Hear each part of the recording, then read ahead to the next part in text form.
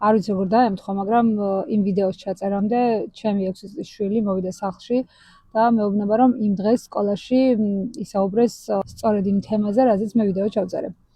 ანუ გაიგო, რომ ადრე წლების წინ შავკანიან ადამიანებთან არავინ მეგობრობდა, არც ამუშავებდნენ, დაწესებულებებში არ უშვებდნენ და მოკლედ მათთან ურთიერთობა იყო სირცხვილი. და 6 წლის ბავშვი იყო გაოცებული, შეშფოთებულიც კი, ყავს საუკეთესო მეგობარი და ტირილამდეც კი იყო მისული, რომ ჩემი ჯასმინი რომ ყავისფერი კანით იყოს, მე რატო არ უნდა მიყვარდეს, აი შენ რომ არ გქონდეს თეთრი კანი, არ უნდა მიყვარდე, რა სისულელია, რა მნიშვნელობა აქვს ამას. ან ჩემს კლასში ვიღაც კორეელი ბავშვია და მას აქვს წვრილი თვალები, მეორე ბავშვს სათვალე უკეთია. ერთი კიდევ კარგად ვერ საუბრობს და ამის გამო მე მასთან არ უნდა ვიმეგობრო. ესეთი რაღაცეები ვინ მოიგონა? ადამიანები ღმერთმა გააჩინა და იმიტომ რომ ვიღაცას ყავისფერი კანი აქვს, ჩვენ რატომ არ უნდა გვიყვარდეს? იჩვეულებრივად წუწუნებდა და ასე გამოხატავდა თავის შინაგან პროტესტს ამ რაღაცა მარაზმის მიმართ. და იმ ჩემს ვიდეოზე, რომელშიც საუბრობ მცხოველებთან ქორწინებაზე, ზრდასრული ადამიანები და ძირითადად ქალები, რომელთა პროფილზეც რომ გადავედი, ხატები უდევს ყველას, ყავს შვილები, შვილიშვილები და ძალიან არ მიყვარს ამ დონემდე დაცემა, მაგრამ იქ უნდა ვატკინო, როგორც სხვებზე ფიქრობენ და ტკენენ. მეტრი რო ხარ სიმაღლეში 140 კილო. თმები გაბუძგული, ცხოვრებაში რო პირი არ დაგიბანია და საერთოდ საკუთარ დედას რო უყარხარ მარტო იმიტომ რომ გაგაჩინა, თორე რო შეაშინებ ადამიანს ვიზუალურად, აი ეგეთი დასანახი ხარ. შინაგანი სამყარო კიდე კომენტარებში ჩანს. და აი ესეთი ადამიანები წერენ გამეორებაც კი არ მინდა შავყვითელა ბავშვებს რო გააჩენონ და თარმენის სიცილები. ანუ ბავშვსაც კი ჯერ ფიზიკური მონაცემების გამო რო ადამიანს, არ ვიცი, აკრინებ თუ აკნინებ კიდე ხმადაბალი ნათქვამია, ეგ ხო კოშმარია და რა ქვესკნელი. და თანაც ბავშვს, დედა, ბებია, ქალი. ასეთი ადამიანები მე ლაპარაკობთ რწმენაზე, ქრისტეზე და ჩემზე იძახით, სულ ვიღაცას ლანძღავს, სულ ნეგატიური ვიდეოები გაქვს. საქართველოში კარგი ვერაფერი დაინახე? კარგი რაც გვაქვს საქართველოში, ყველამ კარგად ვიცით, მაგრამ ეგ ყველაფერი შეგვიქმნა ღმერთმა, სამყარომ.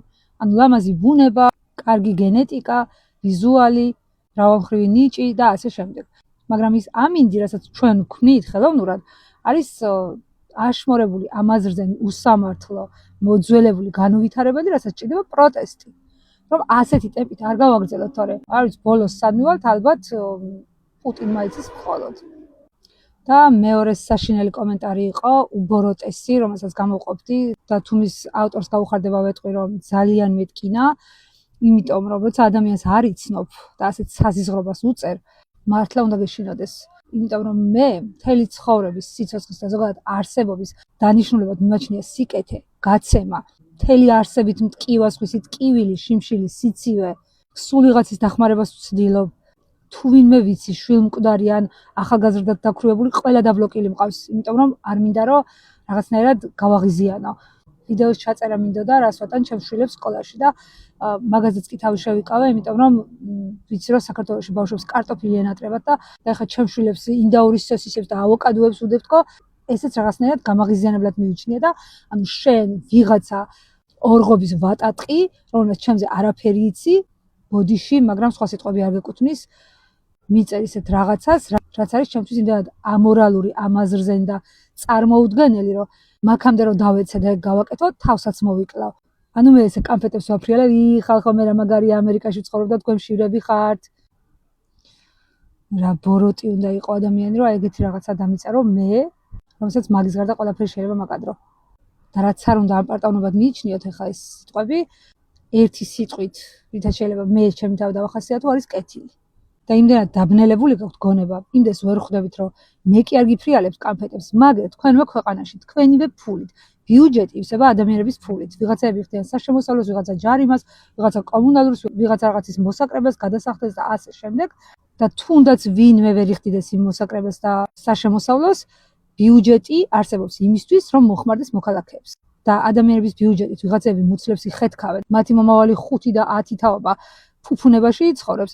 თვითონ ხორცებს ჭამენ და მე ძვას გადმოგიგდებენ, რომ ესე თქვენ რაღაცნაირად გატკვიროთ და იმით დაიკმაყოფილოთ თავი და იმათზე არ გაქვთ პროტესტი, ესეთ უქნებთ თავზე ლეილაკუცებით ქვემოდან, მე მეუბნებით, რომ აი ამერიკიდან გიქნებთ კანფეტებს? კოშმარია. უბოროტესი კომენტარია.